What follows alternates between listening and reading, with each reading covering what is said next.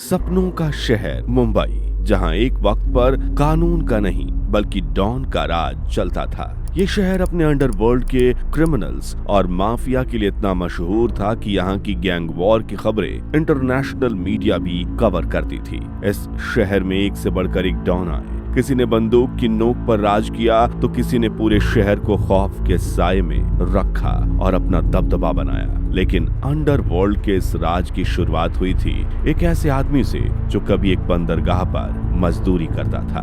Don बनने के बाद भी इस शख्स ने ना कभी किसी की जान ली, ना किसी पर हमला किया और ना ही कभी अपने हाथ में बंदूक लेकर किसी पर गोली चलाई। फिर भी वो पूरे मुंबई शहर पर राज करता था और उसे कहा जाता था समंदर का राजा। इस डॉन का नाम था हाजी मस्तान और फिर अंत हुआ एक ऐसे नाम पर जिसने महज 19 साल की उम्र में अंडरवर्ल्ड में कदम रखा। मुंबई की सड़कों पर गैंग वॉर छेड़ दी, स्मगलिंग, वसूली, रियल एस्टेट और मैच फिक्सिंग के जरिए करोड़ों रुपए बनाए और मुंबई अंडरवर्ल्ड का बादशाह बन गया। फिर 90 के दशक में दाऊद पाकिस्तान भाग गया, जहां से इस भगौड़े ने 1993 के मुंबई बम ब्लास्ट करवाए, जिसमें 250 से ज्यादा बेकसूर मारे गए। ये था डी कंपनी का सरगना दाऊद इब्राहिम। जहां मस्तान इज्जत से डर पैदा करता था, वहीं दाऊद ने डर से इज्जत बनानी शुरू की। और आज हम जानेंगे Haji Mastan, Dawood Ibrahim, mafia gang war और मुंबई अंडरवर्ल्ड की पूरी कहानी। दोस्तों, कई लोग कहते हैं कि अमिताभ बच्चन ने फिल्म दीवार में जितना रौब और ठहराव दिखाया था, वैसा अंदाज शायद ही किसी और किरदार में देखने को मिला। उनकी वो पैनी नजर, सिगरेट पकड़ने का तरीका और देखने का वो अंदाज जो 1 मिनट में सामने वाले के वजूद को पानी बना देता था। लेकिन आपको ये जानकर हैरानी होगी कि इस किरदार का अंदाज एक ऐसे शख्स से कॉपी किया गया था जिसने कभी अपने हाथ से गोली नहीं चलाई, लेकिन फिर भी पूरे मुंबई शहर पर उसका असर था। एक ऐसा गैंगस्टर जिसकी शराफत मोह लेती थी, जिसने बॉलीवुड के नायकों को नया रास्ता दिया, हैदर मस्तान मिर्जा यानी हाजी मस्तान, जिसे बम्बई का पहला डॉन कहा जाता है। 1 मार्च 1926 को तमिलनाडु के एक गरीब किसान परिवार में जन्मे हाजी मस्तान का बचपन संघर्षों से भरा हुआ था। परिवार की हालत इतनी खराब थी कि बचपन में ही उन्हें अपने पिता के साथ मुंबई आना पड़ा, जहां शुरुआत काफर्ड मार्केट के पास एक छोटी सी दुकान से हुई और बाद में वो बम्बई डॉक पर एक साधारण कूली बन गया। लेकिन यही बंदरगाह उनकी जिंदगी का सबसे बड़ा टर्निंग पॉइंट साबित हुआ, क्योंकि यहाँ हाजी ने सिर्फ मेहनत नहीं की बल्कि मौके को पहचानना सीखा। उस समय भारत में विदेशी सामान और सोने की तस्करी अपनी चरम पर थी और मस्तान ने इसी खेल में कदम रखा।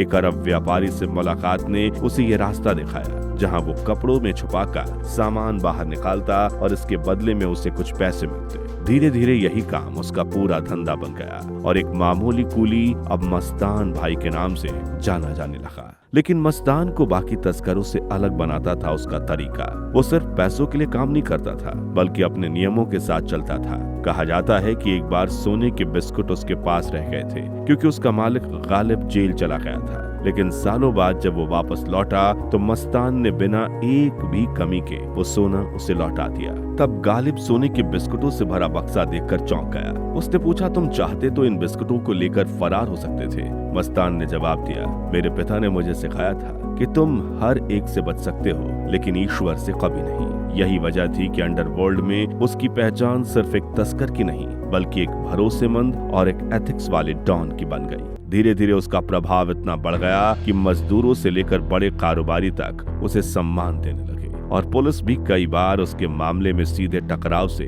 बचती थी। मजगांव डॉक पर मजदूरों से जबरन वसूली करने वाले गुंडे को उसने अपने लोगों से कहकर पिटवा कर भगा दिया और इस घटना के बाद उसकी पकड़ और मजबूत हो गई। यही वो दौर था जब उसका नाम बंदरगाह से निकलकर पूरे मुंबई में फैलने लगा। 1970 का दशक आते आते हाजी मस्तान सिर्फ एक स्मगलर नहीं रहा बल्कि एक ऐसा नाम बन चुका था जो बिना हथियार उठाए पूरे शहर पर असर रखता था। सफेद कपड़े, काला चश्मा और सिगरेट के साथ उसका अंदाज एक अलग ही पहचान बन चुका था और बॉलीवुड से लेकर राजनीति तक उसके रिश्ते बनने लगे थे। लेकिन उसी मुंबई में उसी दौर में एक और कहानी शुरू हो रही थी जो इस पूरे खेल को बदलने वाली थी। इसी दौरान मुंबई की तंग गलियों, खासकर डोंगरी इलाके में एक ऐसा लड़का बड़ा हो रहा था जिसकी सोच हाजी मस्तान से बिल्कुल अलग थी। जहां मस्तान इज्जत और भरोसे के दम पर अपना साम्राज्य चला रहा था, वहीं ये लड़का बचपन से ही संघर्ष, गुस्से और महत्वाकांक्षा के बीच पल रहा था। इस लड़के का नाम था दाऊद इब्राहिम। उसके पिता पुलिस में थे, लेकिन घर के हालात खास नहीं थे और शायद यही वजह थी कि दाऊद ने कम उम्र में ही गलत रास्तों की तरफ कदम बढ़ा दिए। 14 साल की उम्र में दाऊद ने पहली बार चोरी की और पकड़ा गया। पिता ने पुलिस बेल्ट से पिटाई की पर कुछ असर नहीं हुआ। फिर छोटी मोटी चोरी, लूटपाट और फिर धीरे धीरे लोकल गैंग्स के साथ जुटा। ये सब उसके लिए एक शुरुआत थी, लेकिन उसका लक्ष्य इससे कहीं बड़ा था। कहा जाता है कि शुरुआत में दाऊद ने अंडरवर्ल्ड के पुराने खिलाड़ियों के साथ काम किया, जिनमें हाजी मस्तान और करीम लाला जैसे नाम शामिल थे। लेकिन वो सिर्फ किसी के नीचे काम करने के लिए नहीं बना था। उसकी सोच साफ थी, या तो ऊपर रहो या फिर कुछ भी मत रहो। जहां मस्तान शांति बनाए रखकर अपना धंधा चलाता था, वहीं दाऊद ने जल्दी समझ लिया कि डर ज्यादा तेजी से काम करता है। उसने छोटे छोटे गैंग्स को अपने साथ जोड़ना शुरू किया, अपने दुश्मनों को रास्ते से हटाया और धीरे धीरे मुंबई की सड़कों पर एक नई तरह की हिंसा देखने को मिली। लेकिन इस बीच समय बदल रहा था और उसके साथ बदल रहा था मुंबई का अंडरवर्ल्ड भी। 1970 के दशक के आखिर तक जहां हाजी मस्तान अपने रुतबे के चरम पर था, वहीं 1980 के दशक आते आते उसकी पकड़ धीरे धीरे कमजोर पड़ने लगी। देश में इमरजेंसी लग चुकी थी और इस बार कानून ने ये फर्क करना बंद कर दिया कि कौन कितना बड़ा है। हाजी मस्तान को भी गिरफ्तार कर लिया गया और करीब 18 महीने तक जेल में रहना पड़ा। यही वो दौर था जिसने उसकी जिंदगी की दिशा बदल दी। जेल के अंदर उसकी मुलाकात जयप्रकाश नारायण जी से हुई। उनकी सादगी और सोच ने मस्तान पर गहरा असर डाला। कहा जाता है कि यहीं से पहली बार मस्तान को एहसास हुआ कि वो जिस रास्ते पर चल रहा है उसकी एक सीमा है। जेल से बाहर आने के बाद उसने धीरे धीरे अपराध की दुनिया से दूरी बनानी शुरू कर दी और अपने जिंदगी को एक नए रास्ते पर ले जाने की कोशिश की। 1980 के दशक में उसने राजनीति में कदम रखा और दलित मुस्लिम सुरक्षा महासंघ नाम की पार्टी बनाई। यह अपने आप में एक अजीब मोड़ था।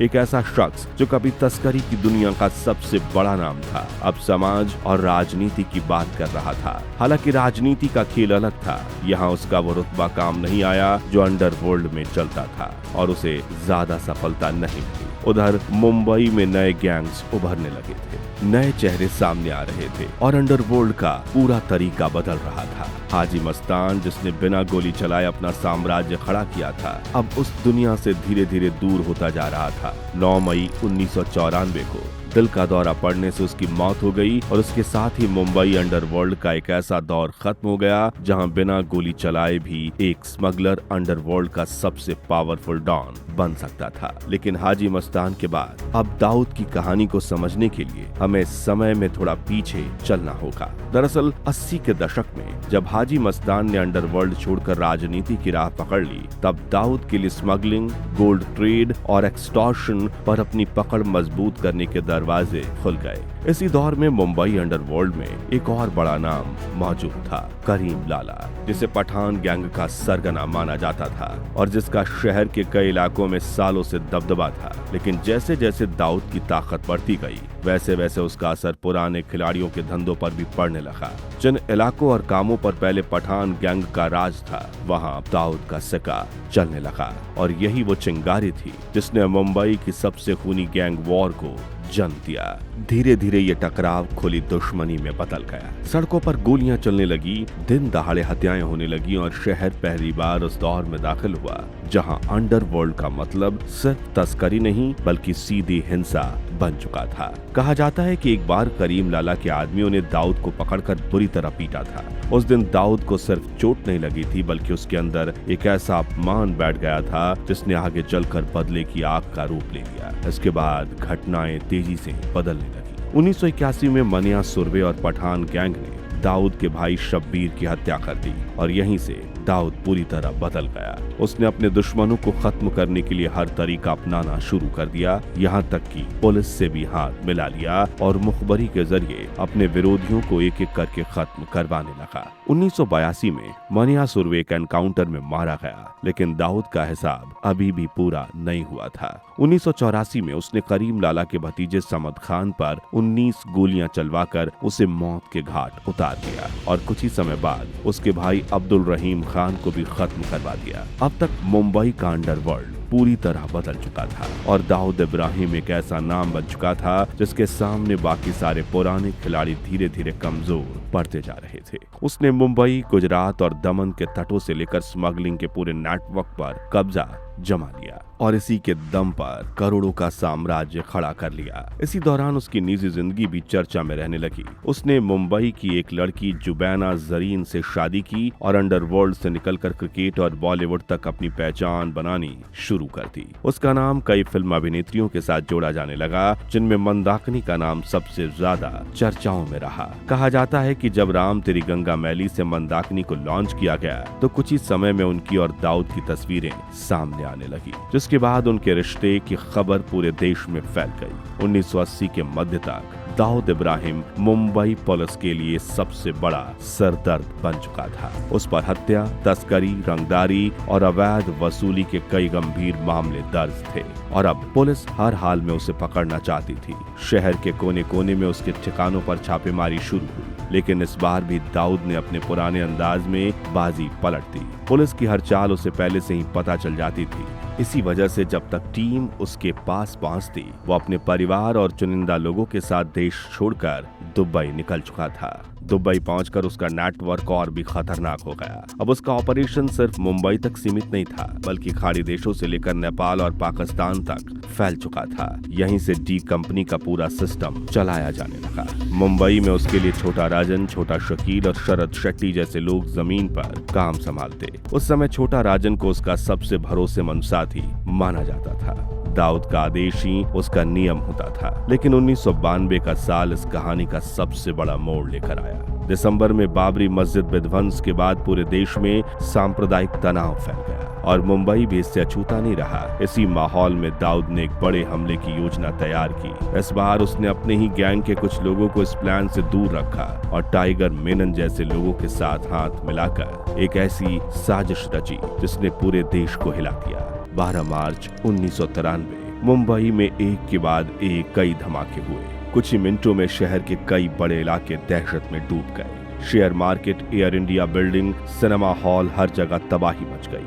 250 से ज्यादा लोग मारे गए और हजारों घायल हुए। बाद में जांच में सामने आया कि इस हमले की साजिश विदेश में बैठकर रची गई थी और इसके पीछे अंडरवर्ल्ड डॉन दाऊद इब्राहिम का हाथ था। इसके बाद उसे आधिकारिक तौर पर देश का मोस्ट वांटेड घोषित कर दिया गया और उसकी तलाश एक अंतर्राष्ट्रीय मिशन बन गई। उधर 1990 के दशक के आखिर तक दाऊद की डी कंपनी 2 हिस्सों में बंटने लगी। छोटा राजन, जो कभी उसका सबसे करीबी माना जाता था, अब अलग राह पकड़ चुका था, जबकि छोटा शकील और शरद शेट्टी दाऊद के और करीब आ गए थे। धीरे धीरे शक बढ़ा और रिश्ते जहर बन गए और इस दरार ने जल्द ही खुले संघर्ष का रूप ले लिया। 1998 में दाऊद पर हमला करवाया गया, लेकिन वो बच निकला। इसके जवाब में 1999 में बैंकॉक में छोटा राजन पर गोलियों की बारिश कर दी गई। उस हमले में राजन किसी तरह जान बचाकर निकल गया, लेकिन इसके बाद दोनों के बीच दुश्मनी हमेशा के लिए तय हो गई। एक तरफ दाऊद था जो विदेश में बैठकर अपने नेटवर्क को चला रहा था और दूसरी तरफ राजन जो उसी नेटवर्क को खत्म करने की कोशिश कर रहा था। उधर मुंबई के हालात बदलने लगे थे। पुलिस ने सख्ती बढ़ाई, एनकाउंटर तेज हुए और धीरे धीरे अंडरवर्ल्ड की जड़ें कमजोर पड़ने लगी। शहर उस दौर से बाहर निकलने लगा जहां कभी गोलियों की आवाज आम बात थी, लेकिन इन सब के बीच एक नाम ऐसा था जो हर बार पकड़ से दूर रह गया, दाऊद इब्राहिम। कोई कहता वो कराची में है, कोई कहता उसने अपनी पहचान बदल ली है, लेकिन सच्चाई आज भी एक रहस्य बनी हुई है। 2003 में भारत और अमेरिका ने उसे अंतर्राष्ट्रीय आतंकी घोषित किया और उसके सर पर $25 मिलियन का इनाम रखा गया, लेकिन इतने सालों के बाद भी वो कानून की पहुंच से बाहर है। समय बीतता गया, लेकिन मुंबई पर खतरा कभी पूरी तरह खत्म नहीं हुआ। 26 नवंबर 2008 एक बार फिर शहर आतंक के साए में डूब गया। इस हमले में 166 बेगुनाह लोगों की जान चली गई और पूरी दुनिया ने मुंबई को जलते हुए देखा। इस हमले की जिम्मेदारी पाकिस्तानी आतंकी संगठन लश्कर-ए-तैयबा ने ली, लेकिन जैसे जैसे जांच आगे बढ़ी, कई रिपोर्ट्स में एक बार फिर दाऊद इब्राहिम का नाम सामने आने लगा। कहा गया कि पाकिस्तान में बैठे उसके नेटवर्क ने इस हमले में आतंकियों को हर तरह की मदद दी, चाहे वो फंडिंग हो, लॉजिस्टिक हो या लोकल लेवल पर सपोर्ट सिस्टम तैयार करना।